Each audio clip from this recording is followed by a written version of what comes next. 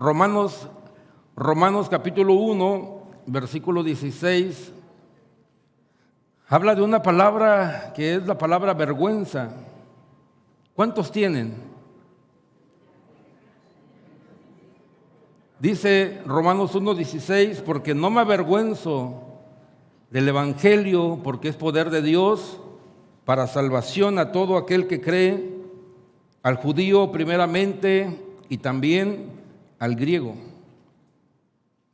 Dos hermanos están platicando, próximo al 10 de mayo, entonces dos hermanos le dicen, ¿qué le damos a mamá?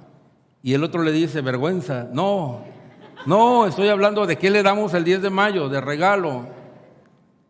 Y esta palabra muy interesante que significa tener pudor, que hace que inclusive físicamente tengamos cambios. Qué interesante, porque cuando uno tiene vergüenza hay cambios físicos. Desafortunadamente los claros de piel inmediatamente se nota que se avergonzó, se sonrojó. Significa que subió la sangre y los güeritos rápido se les ve, te dio vergüenza lo que te dijeron, porque las orejas se ponen rojas, la piel se pone roja. Y entonces, ¿qué sentimiento tan extraño es el sentimiento de la vergüenza, el sentimiento de tener algo que repudiamos? En cierta forma es bueno tener vergüenza porque nos impide estar fuera del contexto social. O sea que en ningún momento nosotros entraríamos en ropa interior a un lugar por vergüenza. En ningún momento haríamos algo que no hiciera la gente común a nuestro alrededor porque sentimos vergüenza. Entonces, esto es necesario que sintamos como seres humanos.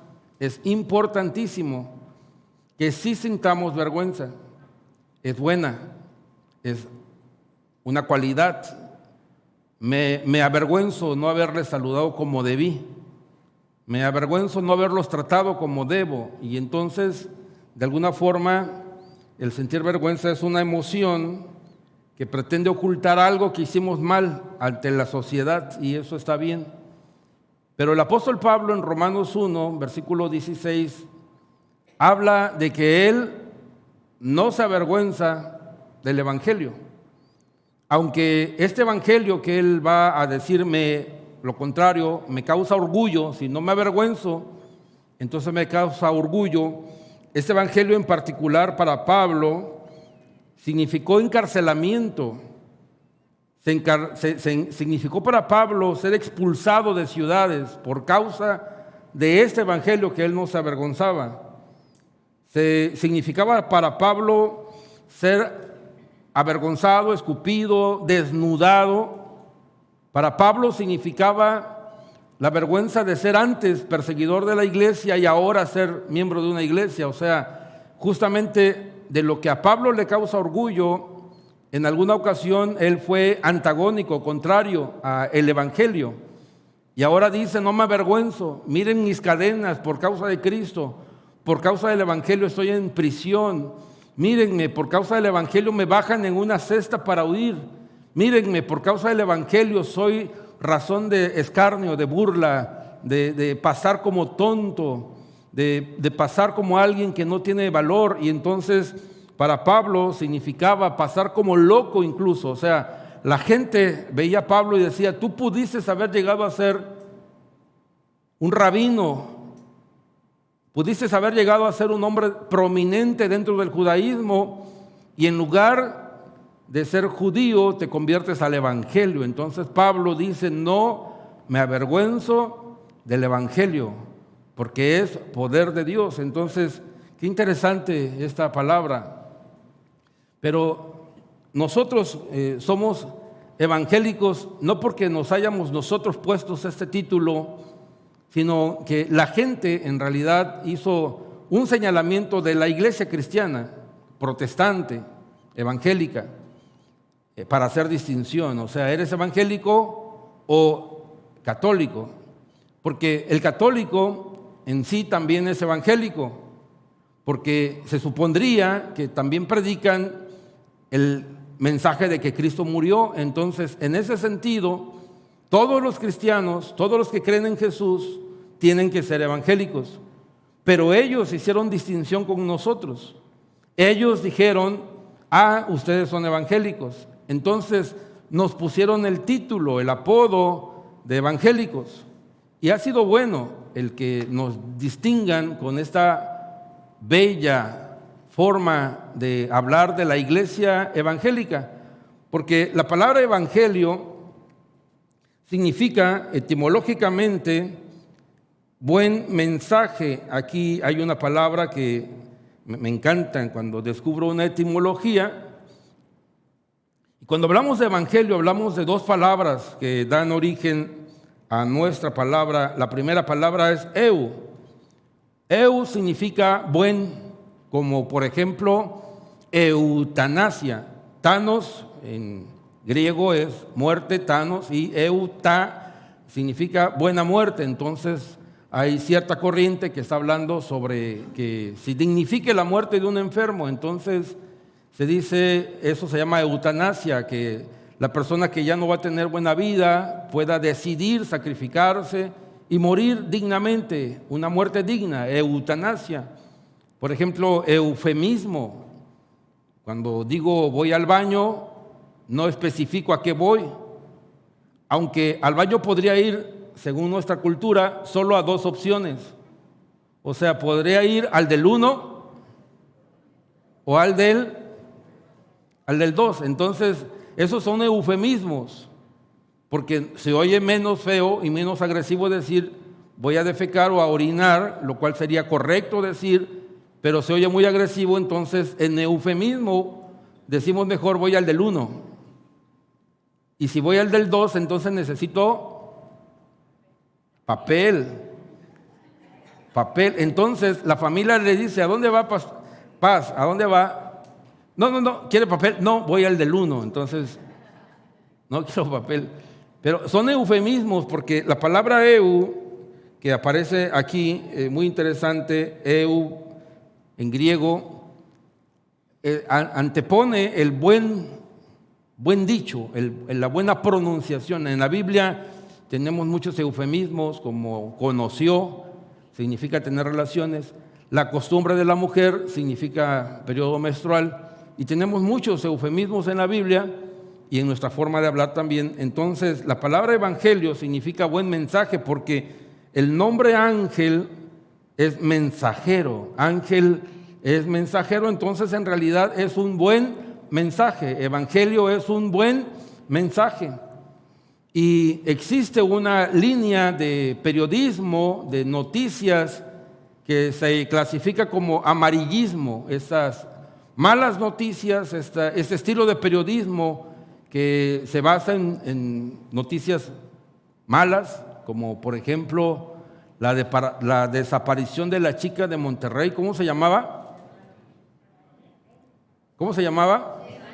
Todos la vieron, todos la seguimos. Esas noticias amarillistas levantan rating, venden periódicos, venden noticias, y entonces el gobierno intentó quitar, censurar las noticias amarillistas, pero a la gente le causa comezón escuchar una mala noticia. Miren qué diferente es el evangelio, porque el evangelio es buena noticia, y a nosotros por naturaleza nos causa más sensación las malas noticias. O sea, si te dijeran hay una buena noticia, no la buscamos, pero si te dicen se ahorcó tal vecino, vamos a comprar el periódico, mírenlo cómo se colgó, y ahí vas a comprar la foto. O si te dicen tal persona fue descubierta en flagrancia, entonces corres a ver la noticia. Pero el evangelio es tan distinto, tan diferente, que el evangelio significa dar un buen mensaje, dar una buena noticia. Y entonces todos nosotros afortunadamente somos evangélicos, o sea, portadores de buenas noticias. Y eso significa, hermanos, que cuando hablamos de evangelio, hablamos de cosas buenas. Significa que nosotros debemos de ser personas optimistas, felices, no amargados, no frustrados, no tristes. Nosotros debemos de ser las personas más felices que existen en el mundo porque Cristo ha salvado nuestras vidas. Nosotros deberíamos de ser las personas más felices en una fiesta, hermanos. Quienes se han sentado conmigo en alguna fiesta mixta, o sea, donde hay cristianos inconversos, donde hay cristianos inconversos, no me gusta a mí que la otra mesa se ría más que mi mesa. Entonces, quienes se han sentado conmigo saben que cuando yo veo que aquella mesa que tiene una cerveza se ríen más, o aquella mesa que están aplaudiendo porque hay música mundana, y mi mesa no está, yo digo, a la de 3 nos reímos. Y estoy ahí en la mesa y digo, a la de 3 se ríen para que los demás vean que estamos felices. Y suelten su carcajada y cuento 1, 2, 3 y todo el mundo tiene que reírse porque no tolero que haya mesas más felices que la mesa de los cristianos, que las fiestas de los cristianos, que las bodas de los cristianos, que los 15 años de los cristianos. No puede haber ceremonia más hermosa que la ceremonia de los cristianos. Hasta nuestros funerales son hermosos. Puedes darle un aplauso al Señor ese día.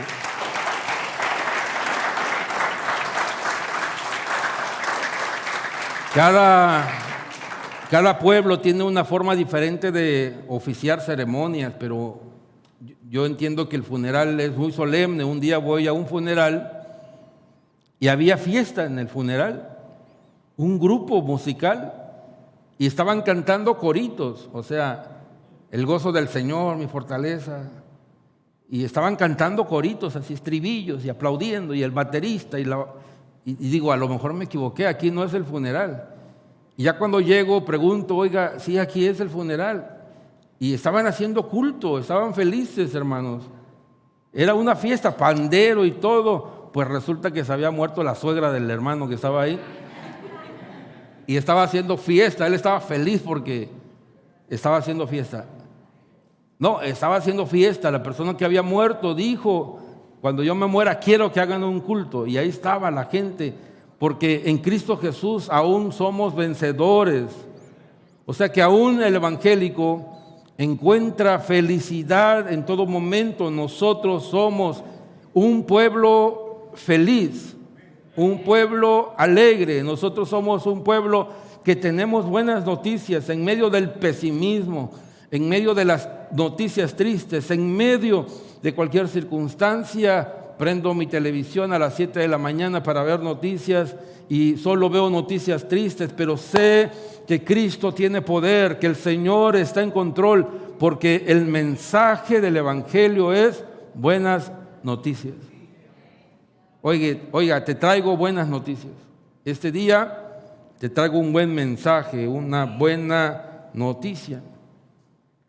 Pablo el apóstol es tan apasionado del Evangelio que lo llama mi Evangelio. Dice, por ejemplo, Romanos 2:16, lo llama mi Evangelio. O sea, Pablo es tan apasionado del Evangelio que dice él, mi Evangelio. Diga conmigo fuerte, mi Evangelio.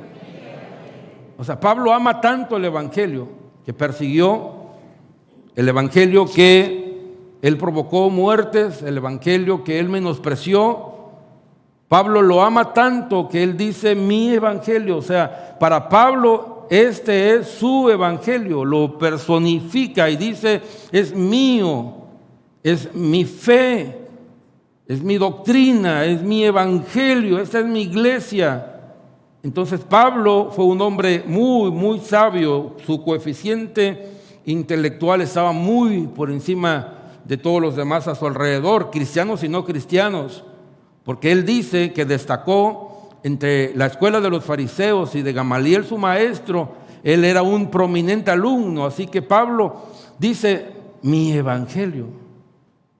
¿Cómo Pablo logra, hermanos, acuñarse, decir es mío, es mi fe? Pablo 3 veces testificó de su conversión.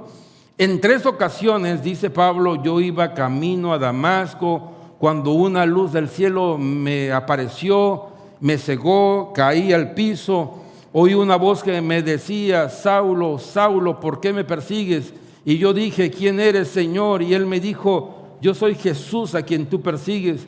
En 3 ocasiones Pablo contó su testimonio, pero una vez lo hizo ante Agripa, un rey, y yo creo que hubo una 4ª vez ante César, que él debió de haber testificado, porque su vida se resumía en 3 propósitos: predicarle a los gentiles, a los hijos de Israel y a los reyes. Entonces, en esa ocasión Pablo le dice a Agripa su testimonio, y Agripa dice: por poco me persuades a ser cristiano. O sea, Pablo estaba tan orgulloso de ser evangélico, de ser cristiano. Pablo estaba tan contento de su fe cristiana, que a él no le importaba predicar y decir que él era evangélico en cualquier lado. En Romanos 2:16 dice: conforme a mi evangelio. Pero hay otra porción que dice también, por ejemplo, en 2 de Timoteo, capítulo 2, versículo 8, dice: acuérdate de Jesucristo, del linaje de David, resucitado de los muertos. Y otra vez vuelve a decir Pablo: conforme a mi evangelio. Dice: conforme a mi evangelio. O sea, esta es la iglesia de Pablo, este es el evangelio de él, mi evangelio. Él se siente muy contento de ser portador de buenas noticias.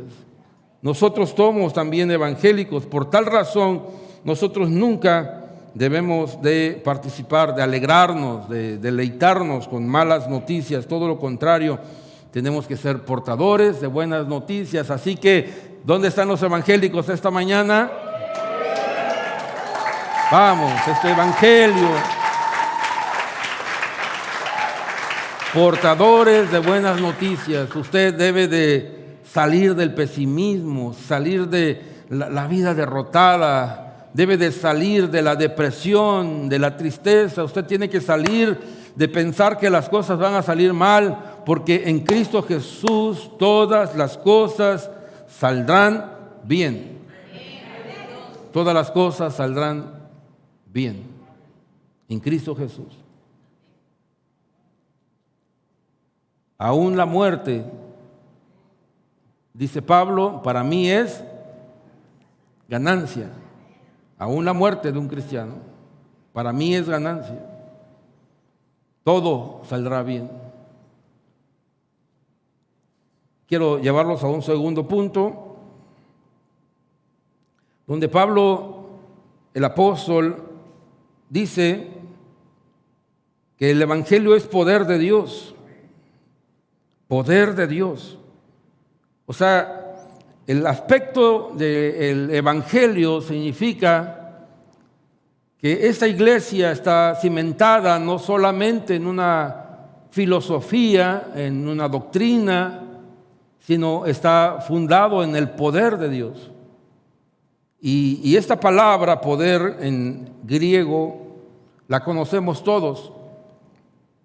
Etimológicamente, dínamos o dinamita, de ahí viene la palabra dínamos. Dinamita significa poder. Entonces, el evangelio ciertamente es confrontación de potestades, es enfrentar con el poder de Dios las circunstancias que muchas veces de manera humana podrían resolverse de forma humana. Hace algunos días estuve en Veracruz y la familia que me llevó a comer unos tacos, un día le dije yo, ¿a dónde quieres cenar? Y yo le dije unos tacos y me llevó a un lugar de tacos, pero muy VIP los tacos. Entonces ese día, me senté con ellos y me empezaron a contar el siguiente testimonio. Vea, alguien le habla al pastor y le dice al pastor: una sobrina se endemonió. Tengo una sobrina, pastor, que se endemonió. La sobrina tendría 14 años de edad. No era una manifestación violenta, sino pasiva. Recién había muerto un familiar y como que el espíritu del difunto se había pasado a la niña. Ellos eran extremadamente católicos, eran muy católicos, así que fueron a la iglesia donde iban y le dijeron al líder religioso que tenían un problema de posesión demoníaca. El sacerdote le dijo: tenemos que traer un sacerdote de otra parte del país para que haga eso que ellos llaman exorcismo. No hay aquí quien lo haga.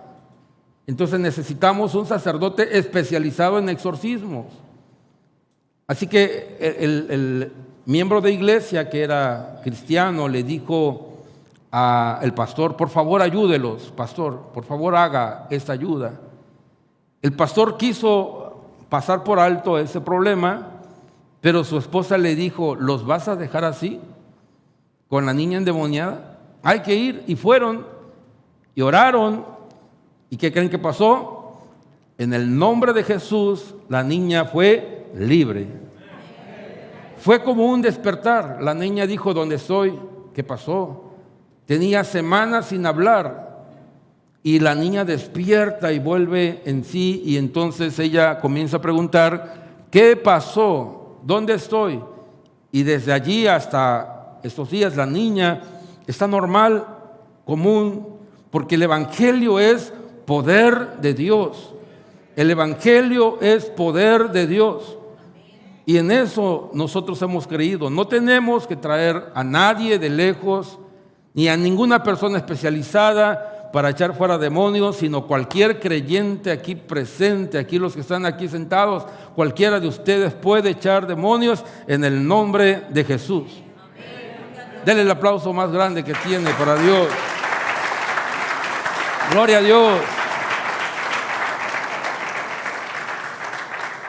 A mí no me gusta ir a orar por estas circunstancias, pero un día me hablaron y me dijeron: fíjate que tal persona está endemoniada. Yo fui, inmediatamente fui, y no estaba endemoniada, estaba borracha, drogada y borracha. Entonces me siento con él, siento el aliento alcohólico, le digo: ¿cómo estás? Y él me dice: bien, bien. ¿Qué haces? Y ya platico con él, y entonces me retiro y le digo: no, está borracho, báñenlo y mañana que esté mejor platicamos con él. Y ya me retiré. Pasan unos meses y me vuelve a hablar la misma familia con el mismo problema, con el mismo muchacho. Y yo me acuerdo que era sábado, 5:30 más o menos, que me hablaron. Y me hablan y me dicen: está endemoniado, ahora sí. Y yo dije: estar borracho. Y todavía me quedé viendo el partido de las 5 de la tarde. Aquella vez había orado antes de ir. Ahora dije: no, estar borracho también. A las 7 me levanto y ya voy así, que acabó el partido. Llego, me siento con él y le digo: ¿cómo estás? Y le digo el nombre. Y me dice: yo no soy. Entonces quería regresarme a orar. Ahora sí estaba endemoniado. Y yo no soy. Ahora sí, Señor, ayúdame, guárdame, ten misericordia de mí. Estaba endemoniado ahora sí. Pero un día Saulo, ¿se acuerdan de Saulo, Joachín? Murió Saulo. ¿Se acuerdan de Saulo? Un día Saulo en la colonia Insurgentes le tocó un endemoniado. En aquellos años no había celulares ni nada. Él estaba ahí en una casa y se endemonia una persona. Gracias a Dios no había teléfono, no me hablaron. Tuvo él que sacar el demonio. Se acordó cómo lo hacían y empezó a orar, y en el nombre de Jesús echó fuera el demonio, porque el Evangelio es poder de Dios. Ese es el Evangelio, el poder de Dios manifestado en nuestras vidas. El apóstol Pablo dice que el Evangelio es power, es dinamismo, es dinamita, el poder del Señor manifestado. Entonces Pablo dice: no me avergüenzo, porque donde va el Evangelio hay un poder transformador. El poder del Espíritu Santo hace que las cosas cambien, que las vidas cambien, que el alcohólico se vuelva abstemio, hace que la persona blasfema se vuelva paciente, hace que el Evangelio hace que la persona violenta se vuelva manso. El Evangelio hace que las personas que no tienen fe crean en el poder de Dios. Ese es el evangelio de Cristo Jesús.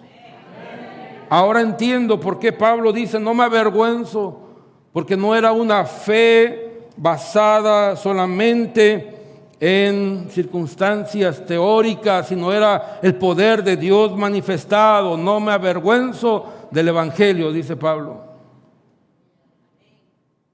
Hay cosas que causan vergüenza, hermanos.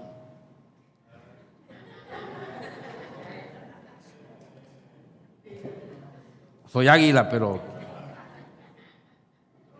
bueno, ya remontaron ahorita. Iban en el último lugar de la tabla. Y a veces ser Pumas también avergüenza. Esta me la mandan cada vez que Pumas pierde, ¿no? La imagen del niño llorando. ¿Y por qué lloras? Porque no sirve para nada. No, esta me la mandan siempre que Pumas pierde un campeonato. Y ya tengo que contestar: sí, está bien, no te preocupes. Pero causa vergüenza, hay cosas que causan vergüenza. El evangelio debería de ser para todos nosotros razón de orgullo, de alegría, decir: soy orgullosamente evangélico. ¿Y por qué, hermanos? ¿Por qué soy orgullosamente evangélico? Déjenme explicarles algunas razones, incluso históricas, sin Biblia, históricas. 1492, Colón llegó a América, y cuando Colón, el nombre Cristóbal, como todos los grandes hombres, portador de Cristo significa Cristóbal, él trajo el catolicismo. Hernán Cortés llegó más tarde a lo que llamaron Villarrica, aquí a Veracruz, y Hernán Cortés trajo sacerdotes. Los hombres de Cortés estaban ávidos de mujeres, tan deseosos de mujeres que Cortés tuvo que bautizar a indígenas, convertirlas al cristianismo, para que esos hombres libidinosos, esos hombres que necesitaban relaciones sexuales, se aparearan con las indígenas. Las bautizaron. Convirtieron por la fuerza y por la conquista y por la espada nuestra tierra. Cuando alguien dice: yo soy miembro de esta iglesia, y se siente orgulloso, no sabe históricamente lo que dice. Lo que dice es: a mi abuelo, tatarabuelo, a mi pasado, lo subyugaron con espada, lo convirtieron al filo de espada. Cuando vamos a Oaxaca o cuando vamos a Puebla, somos testigos de que en los yacimientos arqueológicos, sobre ellos se pone la construcción de un templo católico como una muestra de la imposición. Cuando uno habla de que es miembro de una iglesia por tradición, no sabe el significado histórico de lo que dice. Pero qué diferente es el evangelio, porque el evangelio es conversión a Cristo por convicción, porque tuve un encuentro con Jesús, porque conocí a Cristo, porque Jesús se apareció a mi vida, porque mi entendimiento fue iluminado y entendí que el evangelio de Jesús era poder de Dios para salvación.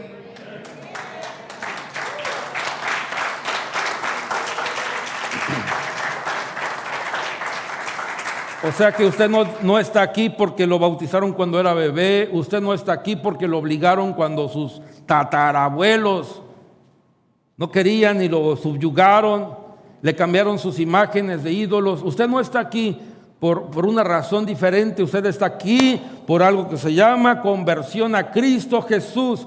Y cuando nos convertimos en Cristo Jesús, fue una conversión de poder, de confrontación, de convicción. Se nos cayó el velo, fueron abiertos nuestros ojos, se iluminó nuestro rostro y entendimos que el evangelio de Cristo era diferente a lo que nosotros habíamos crecido. Eso es el evangelio de Jesús. No me avergüenzo del evangelio, porque es poder de Dios para salvación, dice el apóstol Pablo. ¿Y cuántos dan gloria a Dios por ello? En tercer lugar, el Evangelio es único, no hay otro. Es único, el Evangelio es único. Dice Gálatas 1:6, estoy maravillado de que tan pronto os hayáis alejado del que os llamó por la gracia de Cristo para seguir un evangelio diferente. Diga conmigo, evangelio diferente. Y entonces el apóstol Pablo habla de un evangelio diferente. No es que haya otro evangelio, va a decir el siguiente versículo, pero déjenme ilustrarles lo difícil que es saber que algo es original.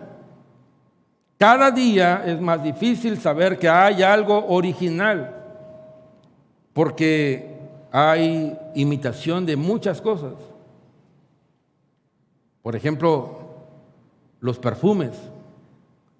Hay personas aficionadas a comprar perfumes y gastan no 1,000, gastan 3,000, 5,000, 7,000 pesos en perfumes. Y hay personas que invierten en eso, está bien, es su hobby, es su vicio, está bien, tienen derecho a hacerlo. Y hay expertos en eso, en perfumes, saben ver dónde comprarlo, saben cómo catarlo, cómo probarlo, ¿no? Vacilo a mis amigos que son aficionados a los perfumes. Cuando viajamos me pongo de todo, ellos llevan perfumes originales, yo llevo Avon. Y entonces ellos tienen perfumes así, me pongo siempre de los perfumes de ellos y luego le digo a alguien, ¿quieres? Y les sirvo así a todos. Y entonces les digo, me costó 300 pesos en la parroquia de Veracruz, afuera. Y dicen ellos, si supieras, me costó 2,000, 3,000. Hay gente experta en eso, pero cada día es más difícil saber que hay algo original. Se imita todo se puede imitar. Se pueden imitar los lentes, cómo saber si un lente es original o no. Se imitan los relojes, hasta los zapatos se pueden imitar. Todo se puede clonar, los teléfonos, todo es algo difícil. Lo puedes tener en tus manos y puedes pensar que es original. Es muy difícil poder saber que hay algo original. Entonces el apóstol Pablo habla de otro evangelio. Cada día es más difícil que algo no sea falsificado. Los hispanos tenemos expresiones para describir un artículo de baja calidad cuando decimos es marca Patito. Diga conmigo, marca Patito. Cuando decimos marca Patito, estamos hablando de una marca no pirata. Por ejemplo, un reloj original, un Rolex. El Rolex es un reloj muy caro, pero la marca Patito sería Relox. Rolex a Relox. Entonces el Relox, en lugar del Rolex, valdría 5% del valor del original, que es Rolex. Así que estos productos no tienen la intención de pasar por originales, sino tienen la intención de decir es imitación. Así también hay evangelios patitos, hay iglesias patitas, hay fe patito. Pablo dice en Gálatas capítulo 1, estoy maravillado de que tan pronto os hayáis alejado del evangelio para seguir un evangelio diferente. O sea, cuando Pablo habla a los Gálatas, él tenía un problema que era una secta llamada judaizantes. Así que Pablo venía con la verdad, evangelizaba, y luego Pablo tenía que enterarse que a los que él había evangelizado habían sido visitados por una secta que era la secta de los judaizantes. Alguien copia, roba, falsifica el logo, el color, falsifica el empaque, la caja, la bolsa. Gracias a Dios, en Tepito venden bolsas del Palacio de Hierro, hermanos, de Liverpool. Y puedes comprar 15, 20 bolsas y te las traes y metes el regalo ahí luego. Y el regalo lo compras en el Callejón Fernández, en Waldos, y le pones la bolsa del Palacio de Hierro y llegas muy contento al cumpleaños y le dices, Palacio de Hierro. La bolsa la compré en Tepito, el regalo en Waldos. Se hace todo ese tipo de cosas y el evangelio pasa por lo mismo. Pablo dice, me maravilla de que tan pronto os hayáis alejado del evangelio para seguir un evangelio diferente. Dice Gálatas 1:7, no que haya otro evangelio. Di conmigo fuerte, no hay otro evangelio. No que haya otro, sino que hay algunos que os perturban y quieren pervertir el evangelio de Cristo. Mas si aún, dice Pablo, mas si aún nosotros o un ángel del cielo os anunciare otro evangelio diferente del que os hemos anunciado, ténganlo por maldito, por anatema. Entonces no hay otro evangelio, solo hay un evangelio. Dele aplausos al Señor este día. Gloria a Dios.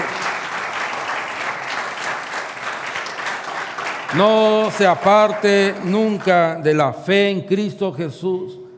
Pablo combatía una secta llamada judaizantes que enseñaban que los cristianos, que ya eran cristianos y eran libres, tenían que volver a guardar el sábado, circuncidarse, abstenerse de alimentos que ahora eran permisibles, y también era como ser un judío, un hombre de la religión judía, cuando tu religión ahora era evangélica. Entonces Pablo dice, ustedes son evangélicos, ya no son judíos, ustedes han escuchado el evangelio de Cristo, ustedes ya no son miembros de la iglesia judía, ya no circunciden por razones religiosas a sus hijos. Si el médico lo recomienda hay que hacerlo, pero no por razones religiosas. Pablo dice, ya no guarden el sábado, porque ustedes ya no son judíos, ahora son evangélicos. Pablo dice, ahora puedes comer de todo. Gloria a Dios por los chicharrones, por los camarones, por los ostiones. Hoy yo me siento orgulloso de ser evangélico. Cuando me siento a comer chicharrón, carnita, pancita, oro, gracias por salvarme en la iglesia evangélica, Señor, porque si fuera judío no comería esos deleites, esos manjares. Así que Pablo dice, no es que haya otro evangelio, sino que algunos quieren perturbarlos, desviarlos, confundirlos de la fe en Cristo Jesús. Di conmigo fuerte, no hay otro evangelio. Eso es lo que Pablo enseña. No es que haya otro, solo hay un evangelio, es único. Nuestra fe en Cristo Jesús es única. Mucho cuidado cuando llegan a visitarnos, cuando bajamos algún video para ver iglesias, para ver predicadores. Mucho cuidado, porque bien dice la palabra del Señor que en los últimos días, dice el Señor, habría falsos maestros. Era verdad, Jesús advirtió que en los últimos tiempos habría falsos maestros y falsos cristos que harán inclusive señales, según Mateo 24:24. Pablo dijo que en su tiempo nunca habían, sino había falsos apóstoles, o sea, siempre ha habido falsos apóstoles, dice Pablo, porque estos son falsos apóstoles, obreros fraudulentos que se disfrazan como apóstoles, dice 2 Corintios 11:13. O sea, siempre ha habido falsas doctrinas. Pedro también advirtió que al igual que los judíos tuvieron que discernir los falsos profetas, también la iglesia enfrentaría falsos maestros. Y en 2 de Pedro, capítulo 2, versículo 1, dice el apóstol Pedro, pero hubo también falsos profetas entre el pueblo, como habrá entre vosotros falsos maestros, que introducirán encubiertamente herejías destructoras y aún negarán al Señor que los rescató, dice el apóstol Pedro. Así que, hermanos míos, este día el evangelio de Cristo Jesús es una bendición. Qué bueno que somos evangélicos. Vamos a orar este día. Ahí donde están, Señor, esta hermosa mañana reafirmamos nuestra fe, reafirmamos nuestra creencia. Decimos gracias por salvarnos, gracias por rescatarnos, gracias por nuestra fe, Señor, este día, en el nombre de Jesús. Gracias porque creo que puedes sanarme, gracias porque creo que puedes salvar, gracias, Señor. Te bendigo este día, en el nombre poderoso de Jesús. Esta mañana estoy delante de ti, Señor, porque me siento contento de ser evangélico. Gracias, Dios, por salvarme aquí en esta iglesia. Es poder de Dios para salvación. Te invito a que recibas a Jesús como tu Señor y Salvador. Te invito a que permitas que el Espíritu Santo te ilumine y puedas realmente convertirte a Jesús ese día. Sálvanos, Señor. Rescátanos. Ven a nuestros hijos y a nuestras nuevas generaciones y muéstrales, Señor, lo que es el poder de Dios para salvación. Qué bendición es ser en una iglesia cristiana. Qué bendición ser miembro de una iglesia desde mi niñez. El poder de Dios manifestado en nuestras vidas, sanidades y milagros evidentes ante nuestros ojos. Somos testigos de que tú tienes poder, Señor. Somos testigos de que tú sanas a los enfermos. Somos testigos de que el poder de Dios está aquí en la iglesia. Gracias, Dios, por salvarnos, por sanarnos, por cambiarnos. Hay milagros para ti. Gracias, Señor, en el nombre de Jesús. Bendícenos este día, Señor. Gracias. Amén. Dios los bendiga. Nos vemos. Dios los bendiga.